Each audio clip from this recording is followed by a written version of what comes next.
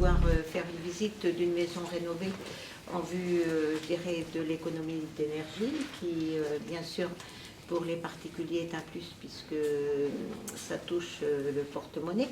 Chaque année, ils font des économies de chauffage.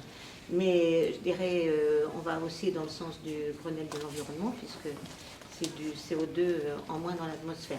Bon, néanmoins, pour pouvoir bénéficier des aides, donc le CDHAT est à vos côtés pour aider à monter les dossiers, de conseiller aussi de faire des devis auprès d'entreprises agréées, donc RGE, etc.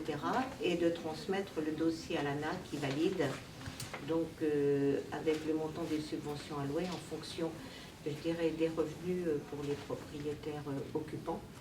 Et ensuite, il y a des aides plus substantielles qui viennent des collectivités qui abondent, notamment pour revenus modestes ou très modestes. Donc sur Saint-Sever, c'est 250 € ou 500 €.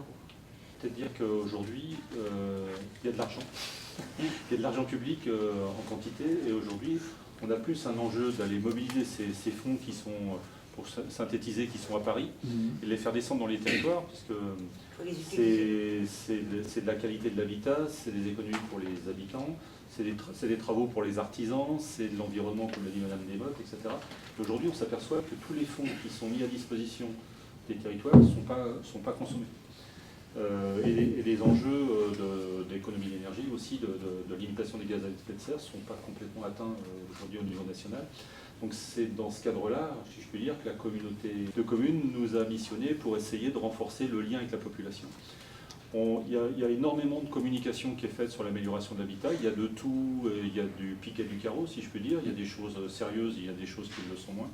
Donc nous, on est vraiment le service mis à disposition par la collectivité locale pour, cas par cas, renseigner au mieux le propriétaire sur ce à quoi il a droit et pour faire les travaux les plus qualitatifs possibles en fonction du budget qu'il va pouvoir mobiliser.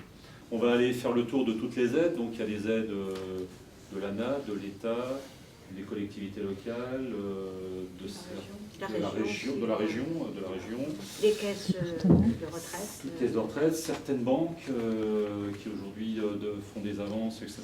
Donc cas par cas, on va renseigner, et c'est souvent ce qui va faire que les gens vont faire un projet beaucoup plus ambitieux que ce à quoi ils avaient pensé au départ, et vont aussi parler de ça autour d'eux, etc. Et ce qui fait peur souvent, je dirais, aux particuliers, c'est de monter les dossiers, de faire les plans, etc. Or, c'est le CDHAT qui réalise toute la partie administrative, donc ce qui apporte un gros plus à chacun. Quoi, parce que vous avez raison, Mme Desmottes, parce que souvent, pour certaines personnes, l'aspect administratif, c'est un peu rédhibitoire. Le fait qu'elles viennent nous voir, nous on s'occupe de tout, c'est elles qui décident, évidemment, de ce qu'elles vont faire et pas faire. Elles vont choisir leur entreprise, etc. Et on va les libérer de tout un tas de démarches administratives, et pour beaucoup de personnes, c'est un soulagement et c'est un appui appréciable.